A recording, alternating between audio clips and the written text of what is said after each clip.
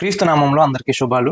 ఈరోజు మనం ఒక వాక్యాన్ని ఆలోచించుకున్నట్లయితే మన యొక్క దృష్టికోణం ఎలా ఉండాలి, మనం దేని గురించి ఆలోచించాలి అని దేవుడు మనతో మాట్లాడుతున్నాడు. ఒకసారి మత్తయి సువార్త 7వ అధ్యాయము 7వ వచనం మనం ఆలోచించుకున్నట్లయితే, మత్తయి సువార్త 7వ అధ్యాయము 7వ వచనం, అడుగుడే మీకు ఇయ్యబడును, వెదకుడే మీకు దొరుకును, తట్టుడే మీకు తీయబడును. అడుగు ప్రతివాడును పొందును, వెదుకువానికి దొరకును, తట్టువానికి తీయబడును.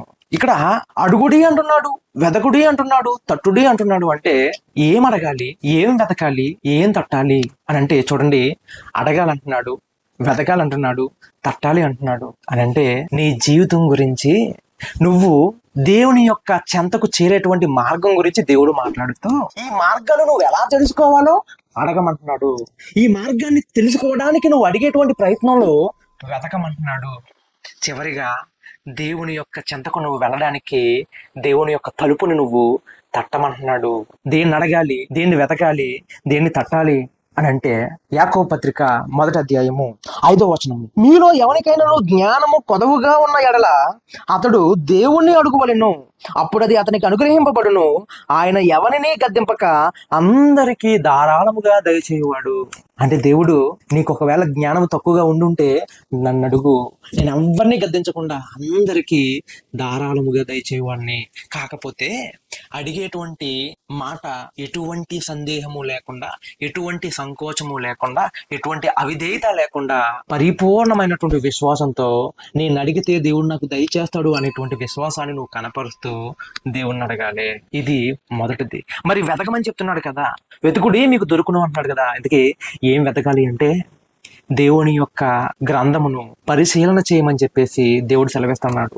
యెషయా గ్రంథము 34వ అధ్యాయము 16వ వచనంలో, యెహోవా గ్రంథమును పరిశీలించి చదువుకునుడి.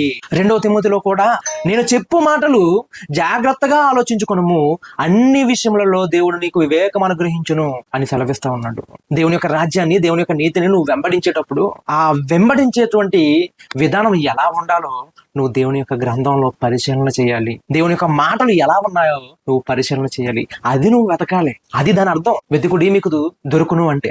మరి తట్టుడి మీకు తెరవబడును అంటే లూకా సువార్త 18వ అధ్యాయము 1వ వచనంలో ఏమని రాయబడిందంటే, వారు విసుకక నిత్యము ప్రార్థన చేయుచుండవలెననుటకు ఆయన వారితో ఈ ఉపమానము చెప్పెను. అంటే విసుకకుండా, చాలా మంది దేవుణ్ణి అడిగిన తర్వాత దేవుని యొక్క సమాధానం వెంటనే రాకపోయేసరికి విసుగు చెందుతారు, వెనతిరిగి వెళ్ళిపోతారు. దేవుడు నన్ను పట్టించుకోవట్లేదేమో, దేవుడు నా గురించి ఆలోచించట్లేదేమో, నా మొర దేవుడి దగ్గరికి వెళ్ళట్లేదేమో అని విసుగు చెంది వెనక్కి తగ్గేటువంటి మరలా లోకంలో పడిపోయేటువంటి పరిస్థితులు ఎదురవుతాయి. కానీ దేవుడు ఏమంటున్నాడంటే, కింద ఒక ఉదాహరణ చెప్తూ, ఒక న్యాయాధిపతి ఒక విధవరాలు గురించినటువంటి ఉదాహరణ చెప్తూ, ఆ న్యాయాధిపతిని ఎప్పుడు కూడా ఒక విధవరాలు నాకు న్యాయం తీర్చు అని తలుపు తడుతూ అడుగుతా ఉంటే, తరచుగా అడుగుతున్నటువంటి ఆ పరిస్థితిని చూచి ఆ న్యాయాధిపతి ఆమెకు న్యాయం తీర్చడానికి ముందుకు వస్తాడు.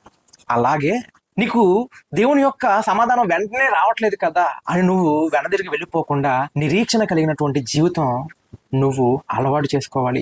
ఎదురు చూసేటువంటి తత్వం నువ్వు అలవాటు చేసుకోవాలి. ఈ నిరీక్షణ, ఈ ఎదురు చూసేటువంటి తత్వానికి దేవుడు పెట్టిన పేరే విశ్వాసము. అంటే నీ యొక్క జీవితము మంచిగా ఉండి దేవుని యొక్క సన్నిధిలో నువ్వు ఎల్లకాలము ఉండాలి అంటే, నిత్య జీవానికి వారసుడు అవ్వాలి అంటే, వారసురాలిగా ఉండాలి అంటే, నువ్వు నీకు జ్ఞానం తక్కువగా ఉంటే దేవుణ్ణి అడగాలి. దేవుని యొక్క గ్రంథంలో ఉన్నటువంటి ప్రతి ఒక్క మాటను నువ్వు పరిశీలన చేయాలి.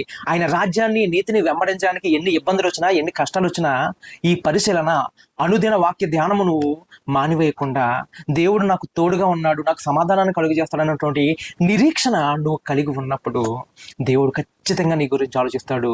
దేవుడు నీ వైపే ఉంటాడు.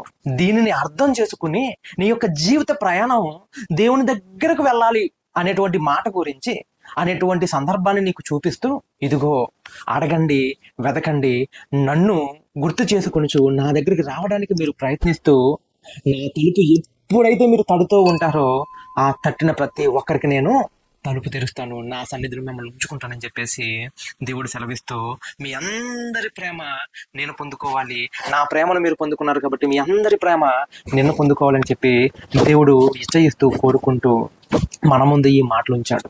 కాబట్టి అర్థం చేసుకున్న వారిగా అందరూ దేవుని యొక్క చిత్తాన్ని నెరవేరుస్తూ దేవుని యొక్క ఈ దృష్టికోణాన్ని మీ దృష్టికోణంగా మార్చుకుంటూ ఆయన జ్ఞానాన్ని మీ హృదయంలో పెట్టుకొనుచు దేవునికి ఇష్టలుగా బ్రతకాలని కోరుకుంటూ నా మాటలు ముగిస్తా ఉన్నాను. అందరికీ వందనాలు.